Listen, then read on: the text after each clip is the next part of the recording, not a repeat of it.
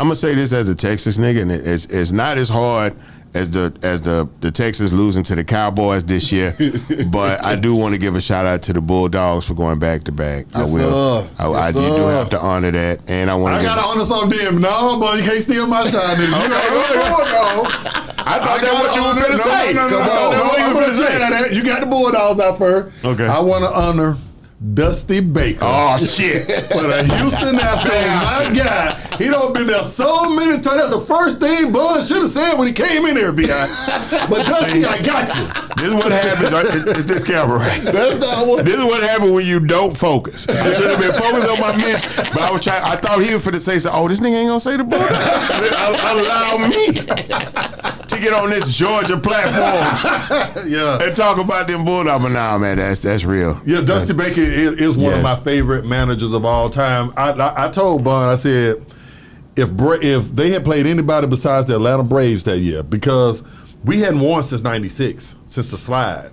Come on. And so we were so hungry. You know what I'm talking We about? needed Sid that. Bream, Yeah, the slide. Sid Bream. I know So what you're we were talking so hungry that I just couldn't give them a pass. It's hard to beat the Cinderella. Wanted Buster to win. It's hard to beat the Cinderella team.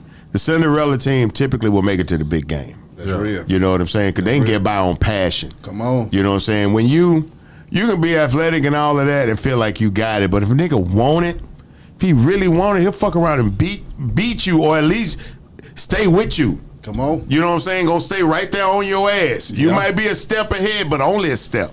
Come on. Only a step. Come on. You know, and so now y'all perennials though. Y'all not going nowhere. Y'all your organization got the right culture in the locker room, and the ownership see the path because they got there. You know what I'm saying? So whatever's working, they gonna let it keep working. Whatever's not gonna work, they gonna move it around. So y'all gonna be a proper organization for the next at least 10 years. Y'all on the right path. So do that work in reverse though? Like the Atlanta Falcons, you know, we typically and we were having this conversation. I was having a conversation with somebody a long time ago. I said that the Falcons and the Atlanta Hawks, both of us never won a championship. Never even been to the finals with the Hawks. Yeah. Falcons have twice got their ass whooped. But we get, between them two teams, we get a winning year twice a decade.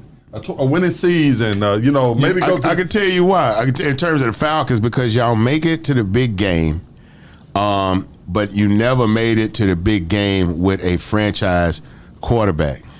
So you end up overpaying the nigga that won the game and locking him into a longer deal. So y'all end up holding on to Matt Ryan longer than y'all should have. I kept telling you see what I'm saying? Like he was good enough to get y'all to the Super Bowl, right? Y'all had a lot of passion going for you. You know what I'm saying? And dance.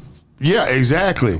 But is he really that good? Is he going to play at that level every year consistently? We see it with Kirk Cousins. That's what's going on with Kirk Cousins. He's a good quarterback. Nick Foles, perfect example. You know what I'm saying? Had one big game. You know what I'm saying? Got the chip. Got a bunch of money. Right. Ain't nothing since. Nothing since. You could be a part of a drive and a year where everything clicked, right? But you know, well, shit, we didn't win. We didn't beat them. They beat themselves in that game. You know what I'm saying? Right. We didn't drag them. They kept fucking up. We took advantage when they fucked up. Sometimes you just luck your way into this shit. Right. You know what I'm saying? What's your relationship with Deshaun Watson, since we're talking about, you know? I never really had a personal relationship with Deshaun. He was always sociable, always a nice dude, but never really felt like you could get past the social side. You know what I'm saying? Like he was never really. I'm older too, so I don't know if I'm in a position to have that kind of relationship with him. Right. But no, I never. Some of these kids, especially younger kids like Daniel House Jr., they openly come to me and want a relationship and want to learn things. But he's an artist as well too. But no, I never really had the opportunity to get close to him in that way. I just hate how all of this happened. You know what I'm saying? I feel bad for the women in this situation. But I do also feel like this could have all been handled differently by the organization. And I think because of the way the organization chose to handle it, I think that's why everything got as bad as it was. Because if you look at the situation, if he did do what they said he did, the organization still spent a lot of money paying for it. So a lot of when they settle with people, it was the Texans paid for that. Oh, really? Yeah, in several cases. God. I mean, it's a lot going on now. Do you view him as a franchise quarterback, though, the talent-wise, not off the field? Did you say, damn, that's a loss? He maybe could have. Well, is R. Kelly jamming? Is Bill Cosby funny? Yeah. Yeah. Okay. Yeah, but it's gonna be a but with every one of them. Right. I just, first of all, when we talk about football, I'm gonna make this quick, man. They fucked over David Culley. The Texans had a black head coach, gave him a terrible organization. He couldn't turn it around in one season. Nobody can. They fired him. They brought in Lovey, gave him a terrible team, gave him 1 year to turn around. You can't do it.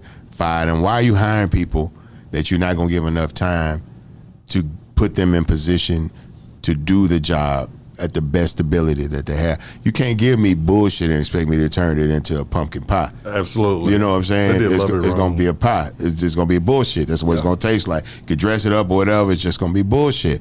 And now I guarantee you, if they hire a coach, and I've worked well with this organization. They do a lot in the community. I partner with them. Right. But I know for a fact if they hire a white coach, and that white coach goes 4-12, he's going to have his job. Because the general manager, who's been in charge of hiring these coaches, still got his job. There's no way you can have three head coaches and three different head coaches in 3 seasons, have 3 losing records, and still have your job for the 4th season. Right. Crazy. So the only people that got any job security is the ownership, And the general managers. Everybody else is on the cutting block if necessary. Crazy. So it'll be a while before we have a successful organization. Meanwhile, the Cowboys is trending upwards. It's some bullshit. You don't like the Cowboy, bud? No, I don't. It's the only thing that me and Pimp was not into sports. Yeah. But his favorite player was Tony Dorsett.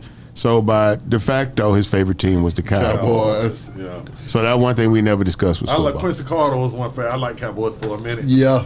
Until we caught. And then when we didn't have the Oilers no more, I wasn't really even into football for a while. Yeah. Feel that. When they took the Oilers and moved them up to Tennessee, man, I just wasn't even really into football like that no more. That shit took the wind out of you. Nah, it be I like see that. I see you out of all the games though. I just be like, you seem like you a coach. I thought they were going to announce Button be the new coach for Houston Texans at press conference. Look, we live in a society where most people don't get along and half the country hate the other half, but I live in Texas and everybody love everybody at a football game. Come on. It's the one place where we can go and sit around each other. I can sit next to somebody with a MAGA hat on, and I can have a Black Lives Matter, and if the team score a touchdown, we going to high five. Come on. Like I was supposed to be at the Bulldogs celebration. Well, ain't nobody care about the. You know what? On that note. Exactly. I got about 5 more questions. What did you think about Deion sliding from Jackson State to Colorado, speaking of the coaching thing? I love the fact that he was able to go to a black institution, give it national notoriety, and put himself in position to be able to be the head coach of a big-time university. Yeah. We just need more Deions. Yeah. We need more people like Deion to go to more HBCUs, put them on the national radar, lift these organizations up, show that they're capable coaches, and then we can have more black head coaches at more of these big universities, and that will in turn give us more options for black head coaches in the NFL. Exactly. It's a system. It's a system. We just got to work harder to get into it. Deion showed you a path, you know. I advise other HBCUs to not just go out and go get a former NFL player, but go out there and find the people that have a passion. They have. One just did it. We just don't want them to get the wrong ones. That's the thing.